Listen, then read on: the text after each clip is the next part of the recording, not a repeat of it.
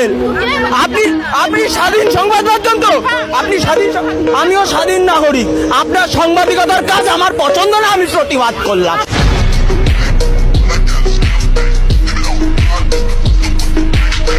আপনারা বিজেপি দালাল channel. Women. আরে যান নিজের কাজ দেখুন।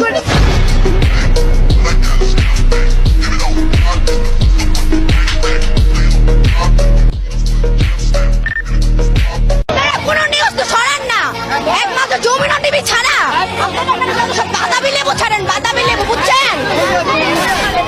আপনারা হুদাই এরকম শোনেন, আপনারা এখানে হুদাই প্রেস নিয়ে আসেন, বলেন আপু বলেন, আর ওই যমুনা টিভি ছাড়া কোনো প্রেস কোনো রকম আপনারা সবাই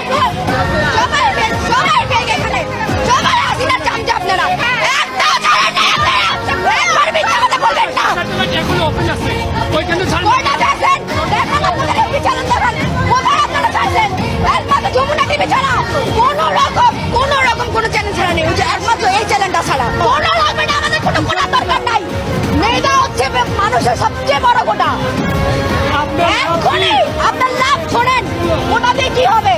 যদি মেয়েরা থাকে কই অন্য দেশে তো কোটা দেয় না, বাংলাদেশে কেন কোটা থাকবে?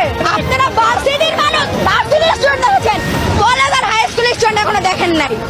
একবার যদি সব স্টুডেন্ট নাইমা যায়, এইসব ছাত্রলীগ, যুবলীগ, ছাত্রদল আর পুলিশ কেউ থাকবে না, টিকবে না।